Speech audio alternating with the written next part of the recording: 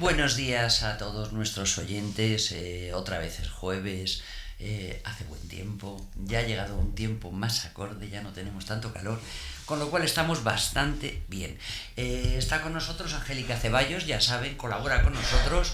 Buenos días, Angélica. Buenos días, Vicky. ¿Qué tal? Encantada de nuevo de estar por aquí. Hoy vamos a tocar un tema muy interesante, vamos a hablar de literatura, lógicamente vamos a hablar de mujeres, pero vamos a hablar un poco de cómo se lleva eso de leer en el mundo rural, porque según parece la literatura está de capa caída, el leer libros está de capa caída, pero no lo está tanto. Claro. Bueno, en la actualidad sí que tenemos de medios suficientes para poder leer, ejercer esta lectura, ¿no? Como diríamos. Pero en el mundo rural hay un tema bastante interesante que la gente a lo mejor no lo conoce, que se llama el bibliobús, ¿no? Que Sí. acerca a todos los pueblos a través de un bus los libros, las referencias de algunas escritoras, escritores, y que la gente de a pie puede pedir el libro, solicitar el libro que más le interesa. Por lo que sé, es algo que está funcionando muy bien y que la gente agradece y mucho, sobre todo las mujeres, que es a lo que nos vamos a dedicar hoy. Pero antes, si te parece, Angélica, vamos a entrevistar a Irene Martínez Santiago, que es campeona de España de halterofilia y que tiene muchas cosas que contarnos. ¿Te parece? Muy bien, muy interesante seguro. Pues venga, vamos a empezar. Somos impulso, somos compromiso, superación, esfuerzo. En Iberdrola somos el principal impulsor del deporte femenino en España y estamos orgullosos de apoyar a más de 600.000 deportistas y 32 federaciones. Porque nuestro compromiso con la igualdad es imparable. Iberdrola, empresa colaboradora con el programa Universo Mujer. Bueno, y como les decía, hoy tenemos con nosotros a Irene Martínez Santiago, campeona de España de halterofilia. Estamos hablando de deporte, estamos hablando de Iberdrola, estamos hablando del patrocinio que tienen con todas estas mujeres y lo que han conseguido, los éxitos que están consiguiendo. Buenos días, Irene. Hola, buenos días. ¿Qué tal estamos? ¿Preparándote para Pues muy alguna bien. competición ahora mismo? Perdona que no te escuché. ¿Preparándote para alguna competición ahora mismo? Pues sí, mira, tenemos el Campeonato de España dentro de 2 semanas Uy, qué prontito. y bueno, sí, hemos tenido el europeo también hace justamente otras dos. Así que bueno, Campeonato de España y ya luego prepararemos el Mundial que es a final de año. Ah, fantástico. Vamos a ver, tú empezaste a practicar halterofilia con 13 años. ¿Cómo te dio por ahí? Porque es raro Pues para una mujer. porque sí, bueno, yo desconocía totalmente el deporte de la halterofilia, no sabía ni que existía. Y yo soy de La Coruña, ¿vale? Entonces el entrenador de allí, de mi club, del Club Halterofilia Coruña, hace algo muy bueno que es un programa de captación de talentos. Entonces lo que hace siempre a principios de año es ir a los institutos, a primero de la ESO, más o menos, algún colegio en sexto de primaria también ha ido, pero suele ir en primero de la ESO, y va a la clase de educación física. Entonces, pues fue a la mía, nos presentó lo que era el deporte de la halterofilia, nos hizo una serie de pruebas y luego te mando una carta a casa diciéndote como que has sido captado. Ajá. Entonces, bueno, sí, yo al principio decía que no, que ni de broma, que eso era un deporte de chicos. De hecho, una amiga mía Claro. se quería apuntar. Dije, no, ¿cómo te vas a apuntar a eso? No, no, ¿qué dices? Y al final, después de una semana estaba en mi casa, recuerdo perfectamente sin hacer nada, aburrida, y empecé a pensar, me entró la curiosidad y dije a mi madre, mamá, yo quiero ir a ver qué es eso de la halterofilia, quiero probar. Dijo, bueno, pues vamos. Y fuimos al gimnasio de allí de mi club y claro, debido a las captaciones de talentos, pues había gente de la misma edad, primero de la ESO, segundo de la ESO, típica edad así, entrando ya en la adolescencia, había muy buen ambiente, vi que se lo pasaban muy bien y me quedé. Y empecé a aprender los movimientos y yo soy un poco cabezona, que hasta que no me sale algo no paro, entonces pues quería aprender la técnica, quería aprender y luego ya fui empezando a levantar cada vez un poquito más y me enganché hasta hoy. Y con 15 años Con 14 años participaste en el primer campeonato. Sí, fui a mi primer campeonato de Europa sub-17. Llevaba, nada, un añito entrenando, un año y poco, y me seleccionaron para este campeonato, O sea, que que desde el fue en principio Francia, si no destacabas. recuerdo mal, sí. Sí, sí, sí, sí. Y luego ya te internaste en un centro de alto rendimiento, con 15 años. Pues sí, en 2009 Sí. mi entrenador de allí, de mi club, me propuso solicitar la beca para entrar en el Centro de Alto Rendimiento de Madrid. No quería ir a Madrid. Y un año más tarde,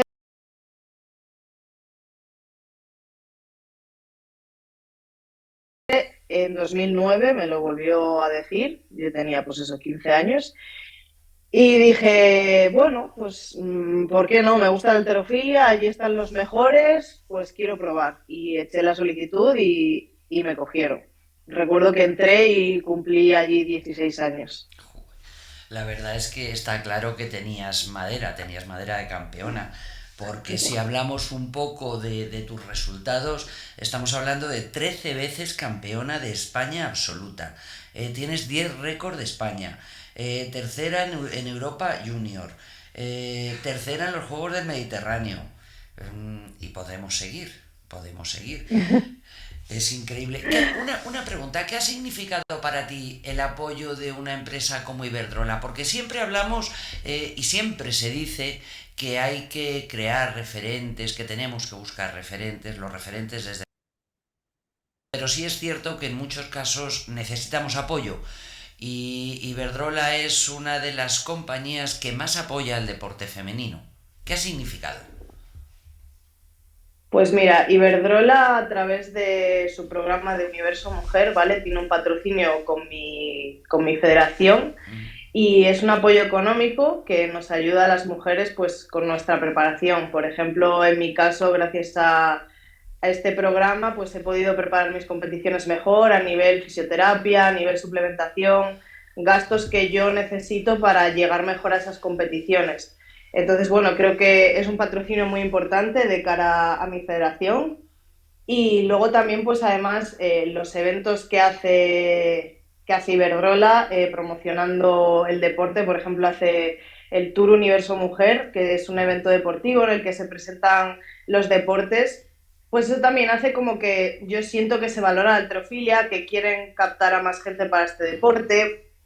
Y luego también, pues, he asistido a algún premio también o alguna gala y, bueno, al final encontrarme ahí con mujeres referentes que son medallistas olímpicas, campeonas del mundo, eh, no sé, son unas galas bonitas en las que se valora a la mujer como deportista. Entonces, yo cada vez que voy a esos actos, la verdad que me siento, pues, importante, me siento valorada como deportista y eso me hace, pues, querer conseguir más resultados y bueno, sobre todo eso, creo que es un apoyo económico a nivel federativo también para organizar las... Lógicamente esa disponibilidad, que es algo bastante necesario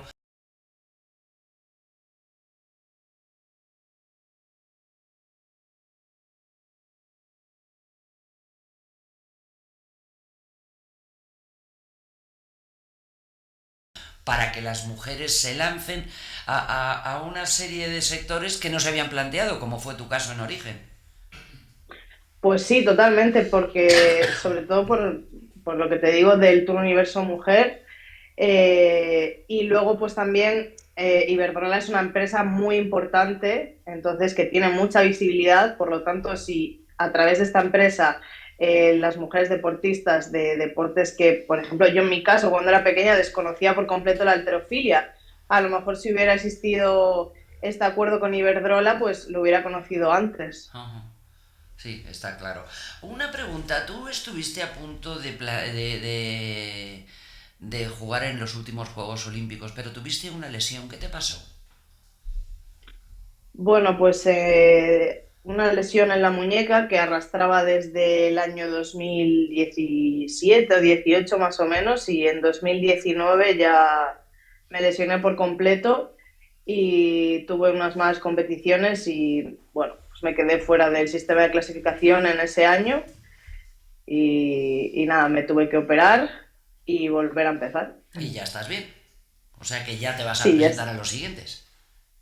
sí, ya estoy completamente recuperada y ahora mismo estamos en el periodo clasificatorio para los de París 2024. Qué bien, pues te deseo todos los éxitos del mundo. Oye, otra pregunta. Vamos a ver, ¿tú te dedicas profesionalmente a esto?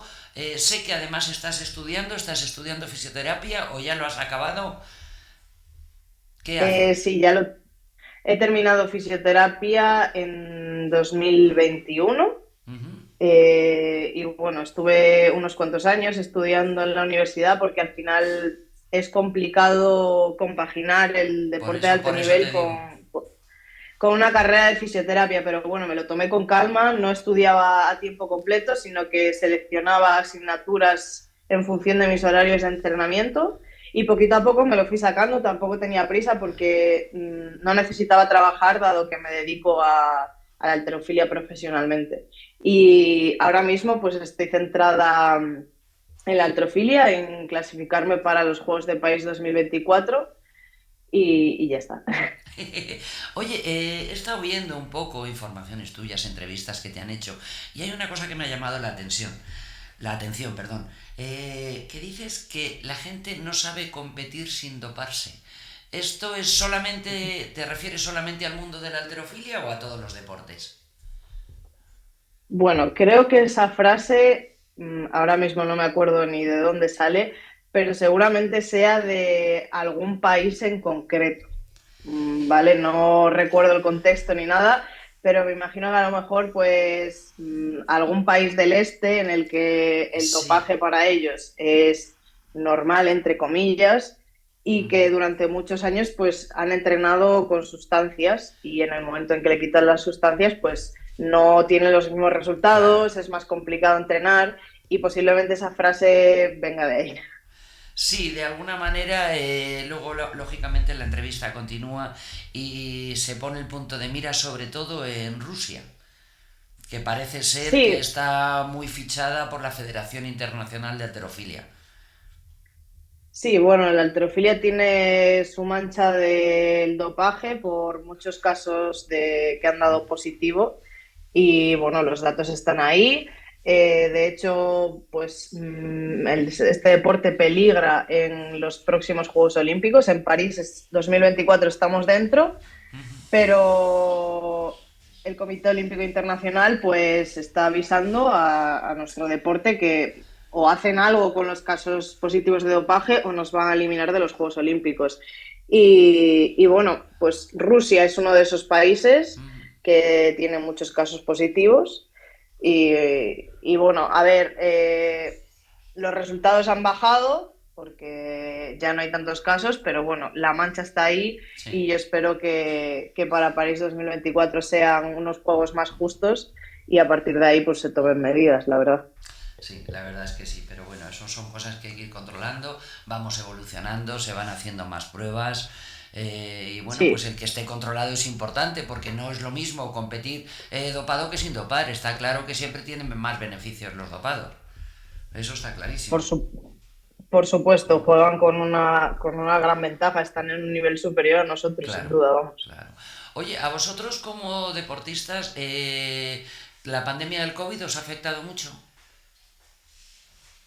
Pues bueno, fue una época un poco complicada, pero sobre todo para la gente que tenía que ir a los Juegos de Tokio 2020, porque bueno, fue cuando empezó la pandemia y recuerdo que había mucha incertidumbre de si se iban a celebrar los Juegos, si no, la gente no podía entrenar, entonces era más esa duda para la gente que tenía que ir a los Juegos que para el resto, porque bueno, al final nuestras competiciones, por ejemplo, teníamos el europeo a principios de año y también teníamos la duda de si se iba a celebrar, si no. Era esa incertidumbre, esa duda de lo que iba a pasar, pero bueno, una vez se canceló todo, ya yo personalmente me fui a mi casa a La Coruña, pasé ahí la cuarentena. Fue un periodo de descanso en el que pasé tiempo con mi familia y no me afectó. Fue como resetear un poco y cuando pasó todo volver a empezar. Bueno, pues me alegro de que haya pasado, me alegro de que estés preparando para las siguientes competiciones, te deseo todo lo mejor Y cuando quieras, nuestros micrófonos están aquí para apoyar a todas vosotras, a todas las deportistas y, por supuesto, para apoyar a empresas como Iberdrola. Para que todos sepan, Iberdrola está entre las 10 empresas del mundo que más apoyan a la integración de la mujer en el mundo del deporte. Muchísimas gracias, Irene, por haber estado con nosotros y estamos en contacto. Muchísimas gracias, buenos días. Un besote, hasta luego. Adiós. Somos impulso, somos compromiso, superación, esfuerzo.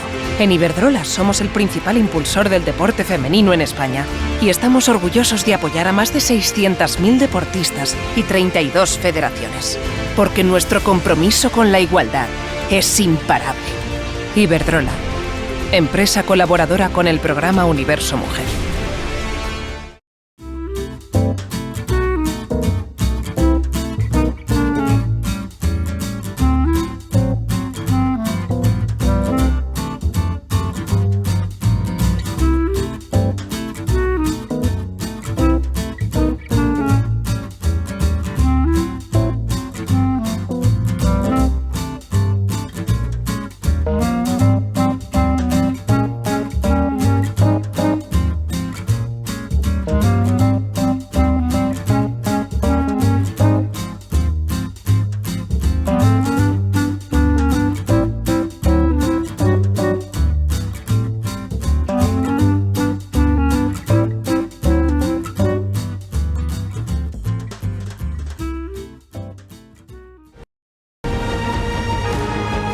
Riaza es patrimonio,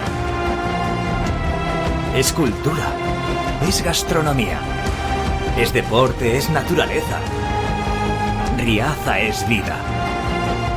Ven y disfrútala. Riaza, el pueblo más sano. Y seguimos, amigos. Como decía, bueno, como les he presentado antes, está con nosotros Angélica Ceballos. Te vuelvo a saludar, Angélica. Y vamos a hablar, la verdad es que vamos a hablar de algo muy curioso. Empezamos hablando de literatura, de mujeres literatas, de la diferencia de cómo nace, de todas las escritoras que hay, de las diferencias entre Europa, España, Iberoamérica. Pero yo creo que vamos a empezar hablando, y es algo que nos interesa también mucho, y es de que se habla mucho, se dice mucho que la literatura está de capa caída. Pero vamos a hablar de cómo funciona la literatura en los entornos de alguna forma más limitados. No hay librerías, en muchos sitios no hay bibliotecas, estamos hablando de entornos rurales. La mujer, se dice que la mujer no leía. Háblame un poco de todo esto. ¿Qué diferencias hay? ¿Qué notas tú de la ciudad a un entorno rural con el tema de la literatura? Bueno, no lo comenté en el programa anterior, pero claro, yo me instalo aquí en Riaza alrededor de hace 1 año y pico. Entonces empecé trabajando en lo de las aulas sociales, como te comenté, y en realidad yo no sabía a lo que me enfrentaba en cuanto a la literatura, ya que en Madrid sí que estaba como más, ¿cómo decirlo? Sí que tenía las herramientas suficientes pues para ir a encontrar un libro, a la biblioteca, a una librería y poder exponerlo en clase. Aquí el problema que surge es que, por ejemplo, en Riaza sí que disponemos de una biblioteca pública que cualquier persona de a pie puede ir, hablar con Vicky, que es la bibliotecaria, y coger el libro que más le gusta. Entonces, aquí no tenemos tanto ese problema, porque sí que tenemos a disposición una biblioteca variada. Pero ¿qué pasa en aquellos entornos como, por ejemplo, pueblos de alrededor, digamos, como Barboya, Cedillo de la Torre, Duruelo, que no disponen pueblos de una... más pequeños, claro que hay muchos en el entorno rural, y no solamente aquí en Castilla y León, en toda España. Entonces, la Diputación de Segovia lo que ha intentado es solventar esa problemática a través del bibliobús, que es una herramienta que surge en el año 1987 y que da los beneficios que puede ofrecer una biblioteca pública, pero una biblioteca andante, ¿no? Que se puede transportar y que va, por ejemplo, 1 vez al mes, 2 veces al mes, según el municipio. Ajá. Entonces, dispone pues de 6 bibliotecarios que recorren toda la provincia, y cada usuario tiene que sacarse un carnet y con ese carnet pueden o bien pedir un libro específico o la bibliotecaria que va con el autobús puede asesorarte. O sea, que tiene los mismos servicios que una No, biblioteca los pública mismos. cualquiera. O sea que las herramientas las tenemos, lo que pasa es que tenemos que difundir un poco el hábito de la lectura, no solo entre las personas mayores, adultas, sino también entre los jóvenes, los niños, porque realmente es que ese bibliobús dispone de todas las categorías literarias, no solo novela o narrativa, que es lo que estamos más acostumbrados, sino también la poesía, cuentos infantiles, yo qué sé, libros de cocina, que también a las amas de casa, a las mujeres nos interesa bastante, ¿no? No sé. A las mujeres, antes básicamente a las mujeres, Sí, ahora pero ya a ahora los hombres también, ¿eh? Exacto. Sí, ya son cocinitas. Entonces hay diversas categorías que uno puede disponer, ya os digo, tienen que preguntar en el propio ayuntamiento de su municipio y preguntar qué días son los que pasan estos bibliobuses y bueno, y acceder a ellos fácilmente. ¿Y cómo se lleva el tema de las mujeres? Porque antes, fuera de micrófono, me comentabas anécdotas de mujeres de aquí, porque además tú das clase en aulas sociales, estás mucho también con mujeres, estás con mujeres muy mayores. Y cuéntame un poquito cómo funciona eso. Bueno, aquí tengo que hacer un llamado a los chicos, porque sí que es verdad que en esto de las aulas sociales las que más se apuntan son mujeres. Es que casi exclusivamente tengo pueblos que solo son mujeres, no suelen participar hombres en esto de las aulas sociales. Quizá porque no han trabajado más en el hogar. Realmente ahora está cambiando la sociedad, ya la mujer está en el mundo laboral como cualquier hombre. Exacto. Pero antes no. Antes no. O sea, ¿hay diferencia de edad de las mujeres? ¿O son también gustos? Yo creo que también son gustos y la diferencia de edad, o sea, en cuanto al hábito de lectura, sí que es verdad que lo podemos ver entre las más jóvenes.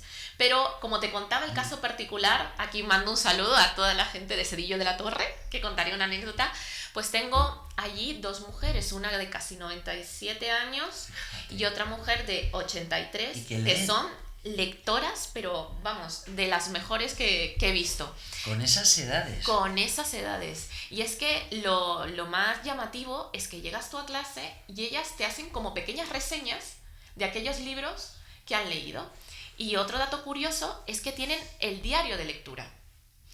Esto que llamamos diario de lectura es que durante el año van escribiendo todos los títulos de las novelas, los cuentos que hayan podido leer y que van, pues eso, recordando, me lo van contando y claro, en parte yo también aprendo de ellas, ¿no? Porque... Quizá lo que decías, quizá aprendes tú más de ellas, de vivencias, de todo que ellas de ti. Exacto, porque yo, claro, estamos hablando de literatura, pero ella lo que es historias de vida, claro, las que me lo enseñan son ellas.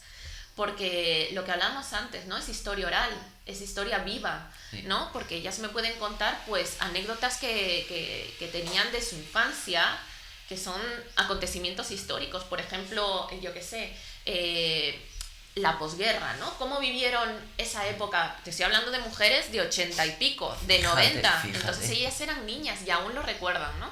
Y es bastante memorable, bastante significativo que tengamos tan a mano esas figuras femeninas que nos puedan contar cómo pasaron aquella época. ¿Tú crees que podríamos conseguir transcribir historias de estas? Claro de esas mujeres, claro que nos sí. cuenten, grabarlas y plasmarlo. Bueno, sé de algunas que sí que han podido ser grabadas y que creo que es un terreno fértil, ¿no? Que yo invito también a no solo investigadores, sino gente curiosa que quiera guardar, ¿no? Rescatar esas historias, porque al fin y al cabo, para el historiador de mañana puede ser una herramienta. Y además hablamos de literatura, pues plasmarlo en un libro, claro, libro con historias reales. Eso sería fantástico, pues, ¿no? Ya sabes lo que tenemos que hacer. Me encantaría, desde luego. Hay que tener pues los medios, pero más que los medios, tener la disposición, ¿no? De querer hacerlo. Exactamente, los medios, realmente ya tenemos medios a nuestro alcance, simplemente con un teléfono móvil puedes grabarle hacerle 3 preguntas y grabarlas, y las vamos archivando y lo vamos montando. Exacto. Podría ser divino, porque son ellas quizá quien más nos tienen que contar. Exacto, y es muy curioso, porque nosotros hablamos muchas veces de las desigualdades, ¿no? Que existía antiguamente, Pero tú hablas con ellas y ellas te dicen de desigualdad nada. Es que nosotros hacíamos el mismo trabajo que los hombres en el campo. Sí que es verdad que hay algunas específicas que no, pero ellas también se levantaban a las 5 de la mañana a arar. Tenían que hacer desde muy pequeñas, a lo mejor con 8 años, comentábamos antes con Ezequiel, ¿no? Que había mujeres que te cuentan, es que yo dejé el colegio porque a los 8 años tenía que ponerme en el campo y cuidar a mis hermanos, a mi familia, porque mi madre trabajaba, mi padre trabajaba y las circunstancias eran bastante duras, ¿no? En aquel entonces. Es que la vida era dura, se habla de las mujeres, de que la vida era dura.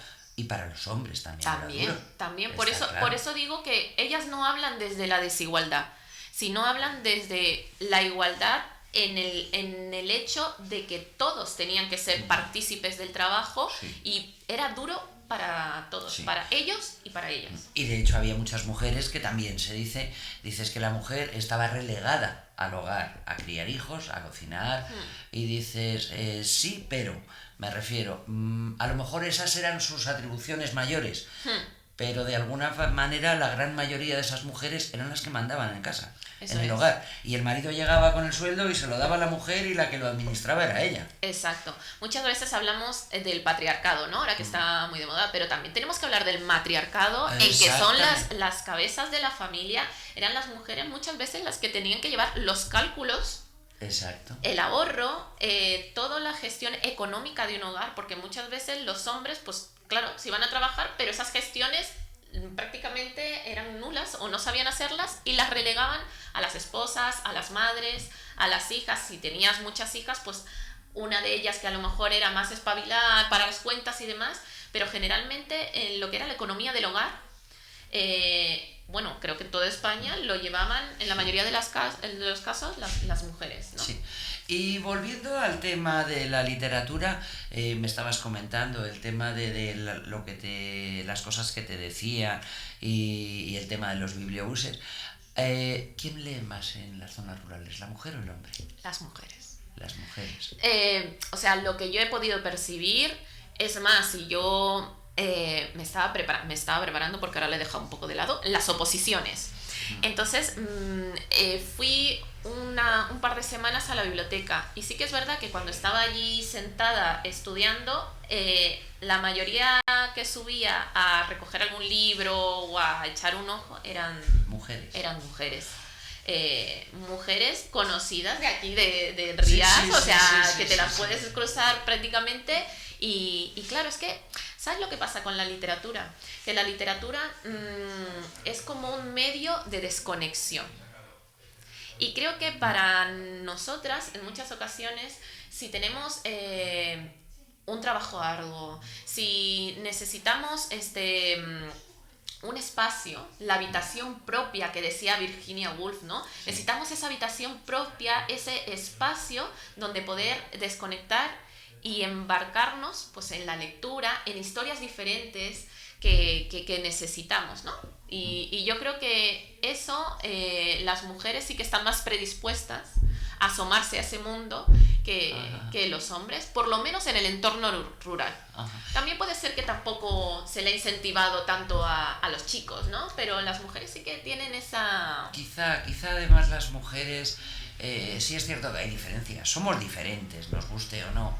El hombre es más dado a salir con los amigos, a tomarse el vino. Antes no estaba tan bien visto que la mujer saliera tanto. Entonces, de alguna forma, sí es cierto que la mujer se podía quedar un poco relegada al entorno del hogar. Y a lo mejor, bueno, pues el tema de la literatura es una cosa que es para hacer tú contigo misma en una habitación. Entonces... Exacto. Pero además te voy a dar datos, ¿no? Es curioso porque nosotros decimos, ¿quién es el lector o la lectora prototipo, ¿no? Entonces siempre abogamos que son las mujeres las que ejercen de lectora. Sin embargo, si hablamos, por ejemplo, de los premios Nobel, solo 11 mujeres han ganado premios Nobel. La mayoría de premios Nobel como escritor han sido hombres. O sea... Sí, pero bueno, ahí también entra en juego otra faceta. Ahí está, sí. Y es que muchas mujeres han escrito con seudónimos. Ahí está. Por una parte, el anonimato y el seudónimo, ¿no? Pero además es que muchas mujeres tardaron en entrar a la universidad, lo que hablamos también ahora, ¿no? Me dices, ¿quiénes son las que más lees? Las mujeres. Pero es curioso, en el entorno rural, a los 16 años, a los 14, a los 12, tenías que dejar de estudiar.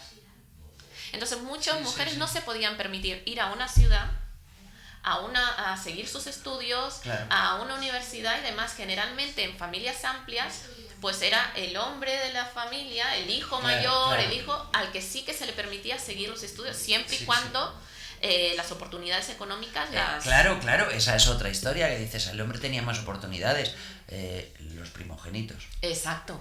Porque, solo, claro, los demás tenían que quedarse en el entorno cercano trabajando para la familia. Exacto. Entonces, claro, eran circunstancias que no permitían hacer de la mujer el sujeto activo de escritura, ¿no? Por ejemplo, en el siglo XIX encontramos muy poquitos casos. Yo qué sé, por ejemplo, Rosalía de Castro o Emilia Pardo Bazán, ¿no? ¿Pero por qué? Porque la mayoría eran mujeres que surgían de un ámbito aristocrático o de familias pudientes. Claro. Entonces, en el caso, por ejemplo, de Emilia Bazán, sí, se casó, pero ella eligió en todo momento con quién se quería casar. Estuvimos hablando el otro día de ello con Maite Pedraza y nos hablaba de que su padre le decía que desde el principio hasta el final era igual que los hombres. Exacto. Que no tenía por qué echarse atrás ante nadie. Ante nadie. Imagínate qué suerte tuvo para la época, es que estamos hablando del siglo XIX, claro, que no era tan normal eso, pero ¿por qué? Volvemos a lo mismo. Porque pudo. Claro, tuvo medios. Y otra pregunta, ¿qué tipo de literatura gusta más a la mujer? La novela, desde luego. La novela, la narrativa, la novela, generalmente de tipo amorosa. Es lo que más se lleva de momento, lo que yo he podido observar. Generalmente, si te das cuenta, ¿qué pasa a las 4 de la tarde, 5 de la tarde aquí en Riaza? La novela. La telenovela. La telenovela. No, pero sí. Has dicho una cosa mal dicha. No pasa aquí en Riaza. En todos sitios. Pasa en todos sitios, porque en las ciudades igual yo conozco mucha gente que después de comer se pone a ver la telenovela. Exacto. ¿Y de dónde surge la telenovela? Sí. De las novelas, de la escritura. Claro. Ha habido una mujer, por ejemplo, Julia Navarro, ahora que está muy de moda, pues o bien se hace una película, ¿no? Son grandes bestsellers, luego se hace la película o se hace la telenovela y gusta mucho. Claro. ¿Pero por qué gusta? Porque son anécdotas o historias en las que nos podemos sentir identificadas, ¿no? Eso es importante también. Entonces, claro, en un ratito libre es lo que hablamos de la habitación propia, ¿no? De Virginia Woolf. Una habitación propia puede ser el salón de tu casa, encendiendo la tele y viendo tu telenovela, ¿no? En este caso, claro, ella lo enfocaba desde la literatura, el acto de leer, claro. Pero en la actualidad, con todos los medios, tenemos ordenadores, el móvil, en la televisión, ya pues hay un espacio más amplio, ¿no? Para poder disfrutar de esa soledad. Y estás hablando de novelas, estás hablando de vidas amorosas, de historias amorosas, pero la historia, ¿qué tal se lleva? Porque, por ejemplo, a mí ha habido una cosa que me ha sorprendido, porque he conocido a varios hombres así. Hombres que se han pasado toda su vida trabajando y cuando se han jubilado se han puesto a estudiar historia. Claro, sí, es genial. Se lleva mucho lo de la novela histórica, ¿no? Porque sí que tiene, o sea, en realidad las herramientas que utilizan para escribir esa novela son datos históricos, ¿no?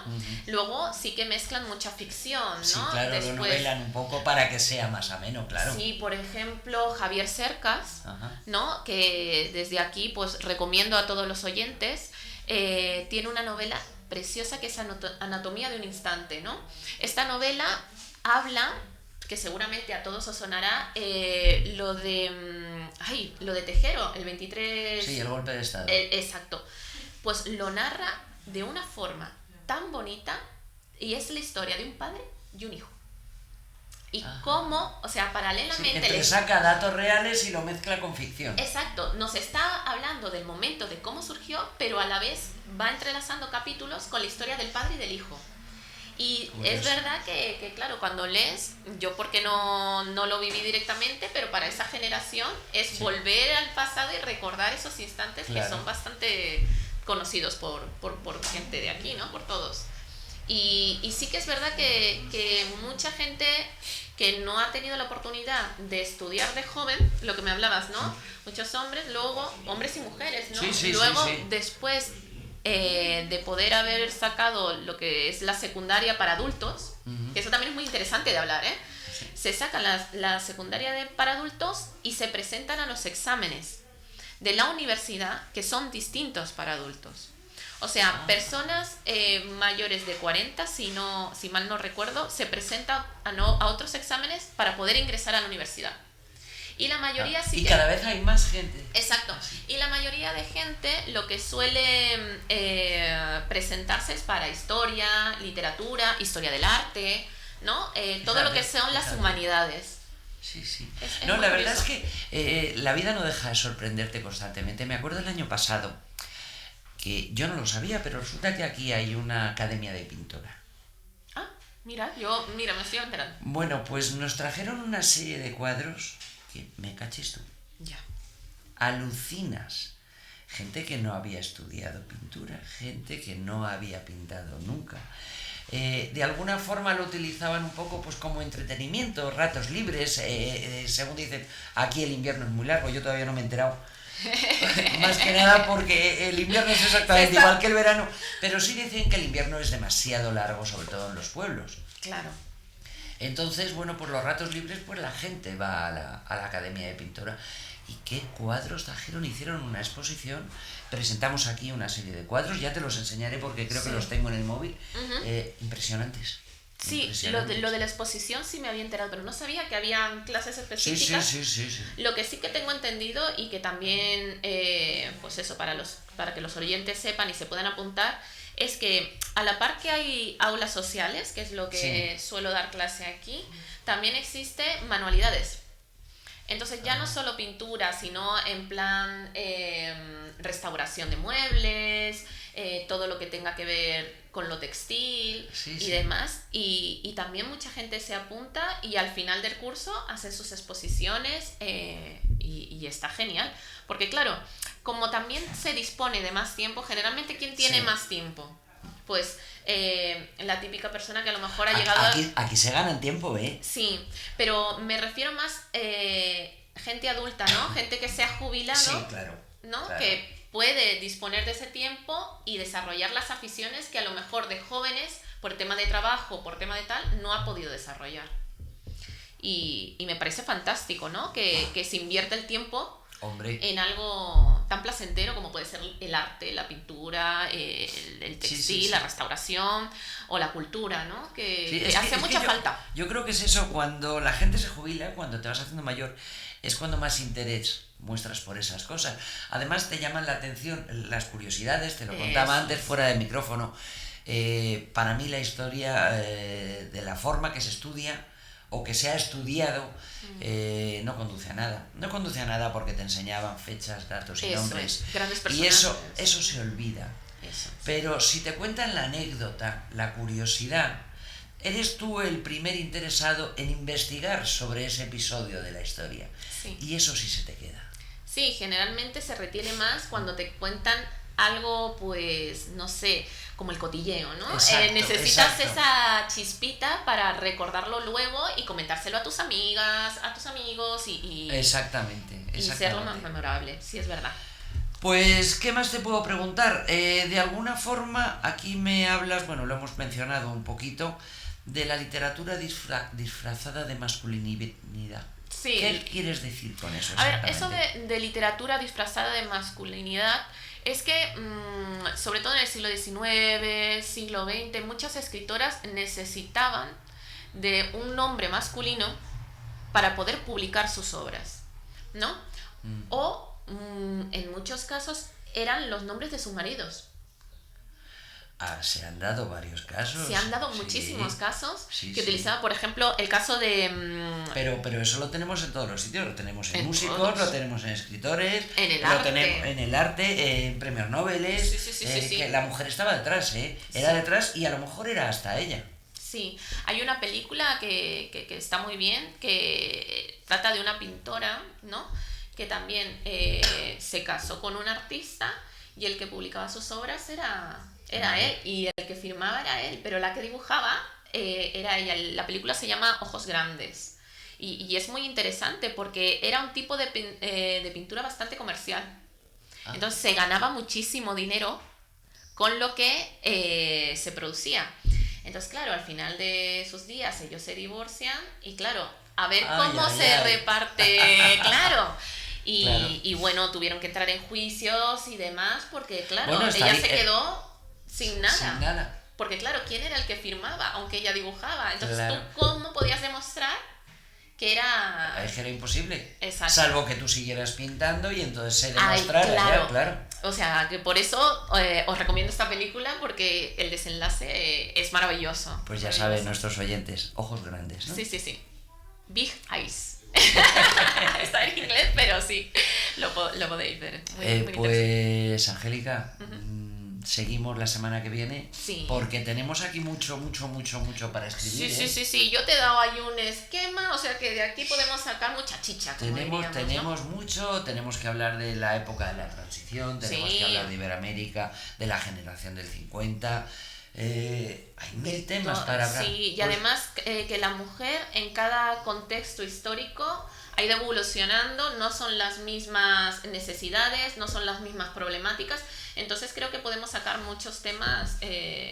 Pues sí, y seguir incitando a todo el mundo a que lea. Eso. Que no se está perdiendo el hábito de la lectura. De alguna forma se está cambiando. En algunos sectores sociales a lo mejor sí se está perdiendo, pero se está ganando en otros. Exacto. Y además que el hábito también cambia, ¿no? A mí, por ejemplo, soy una romántica. A mí me sigue gustando leer en libro, en papel. Sí. Pero conozco muchas amigas que lo que hacen es leer... Libros digitales. En el libro digital. Claro. ¿No? En el libro. Además ahora puedes... hasta en el móvil. Hasta en el móvil puedes A mí leer. me cuesta muchísimo, pero cuando voy a Madrid, subo al metro, hay mucha gente que lee desde el móvil. O sea que... Eso. Mientras que lean, que no se pierda el hábito. Eso es lo importante, porque además la lectura te produce muchas satisfacciones a todos los niveles. Sí. Yo me acuerdo cuando era jovencita que tenía amigas que tenían muchas faltas de ortografía. Yo nunca tuve ninguna. Nunca tuve ninguna porque desde muy pequeña en mi casa estaba instaurado el hábito de la lectura. Mi padre, mi madre, mi hermano mayor, todos leíamos. Sí. Entonces es increíble lo que aprendes sin ser consciente de que estás aprendiendo. Sí. Pero se te queda. De Exacto. hecho, cuando tenía duda con una palabra, la escribía con B o con V. La ponía de las dos formas. Y una de ellas te cantaba y decías, uy, no. Claro. O sea, era totalmente inconsciente, pero qué fácil y qué agradable. Pues mira, te voy a contar otra anécdota. ¿Tú sabes lo que hago cuando, bueno, también he estado dando clases en los institutos? Sí. Y daba clases de lengua y literatura. ¿Sabes lo que hago el primer día de clase? Dictado. Y me da igual el curso que sea. Para ver Desde cómo... primero de la ESO hasta bachillerato. A todos. Los de bachillerato me miran como diciendo, ¿y esta tía que estamos en bachillerato? ¿Cómo nos haces dictado? Y claro, me veo cada cosa. Sí. Pero cada cosa. Y claro, luego cuando se los entrego a cada uno, para que vean las faltas, les digo, a ver, ahora que estamos en el mundo digital y que os gusta tanto TikTok, Instagram y demás, cuando ponéis un comentario o algo, ¿qué va a molar más? ¿Que vean tus faltas? Porque, por ejemplo, en el caso de artistas, venga, la Rosalía, ¿no? Que está tan de moda la Rosalía y el tra-tra. Pues esta chica... Ella escribe con faltas aposta, porque es una tía cultísima. Ella para llegar donde ha llegado ha tenido que estudiar muchísimo. Tiene que llamar la atención. Pero tiene que llamar la atención. Ella lo hace aposta. Una cosa es que tú escribas mal para llamar la atención y que la gente sabe que lo haces por eso. Pero otra cosa es que ya escribas con faltas y les digo a los chavales, pero si queréis ligar en TikTok o en Instagram, ¿cómo vais a ligar si vais a poner, por ejemplo, bonito con V? Sí, de hecho a mí me pasa, y no soy la única, hay veces que ves comentarios en Facebook y en el momento que te salta una falta de ortografía fuerte, ya no leo más porque me molesta. Ya. Dices, hombre, yo entiendo que hay veces que por comodidad te relajas, claro. que no se acentúe, que no pongas coma porque están escribiendo muy deprisa. Pero hombre, hay cosas que sí, cosas que no. Claro, una cosa es que tú tengas falta porque no has podido estudiar o porque no te hayan dado el suficiente espacio para aprender y tal, que eso se puede comprender, exacto, ¿no? Sobre todo en las personas mayores. Es más, en lo de aulas sociales hacemos mucha ortografía por eso, ¿no? Para que refresquen lo que aprendieron de niños, porque Claro, si has estudiado hasta los 14, pues no has tenido todo el tiempo No, está para claro, está claro. Pero si estamos hablando de nuestra generación, que somos gente joven, que sí hemos tenido la oportunidad de ir a primaria, secundaria, hemos terminado, es obligatorio el estudio. Sí. Claro, es como que, chico, no te cuesta nada. Exactamente. No te cuesta nada. Un mínimo de cultura. Pues, Angélica, muchas gracias. Ya terminamos el programa. Muy Seguimos bien. la semana que viene. Me lo he pasado súper. Así que el próximo jueves Más. seguimos. Y muchas gracias a todos nuestros oyentes y hasta la semana que viene. Un beso de parte de Bimnia.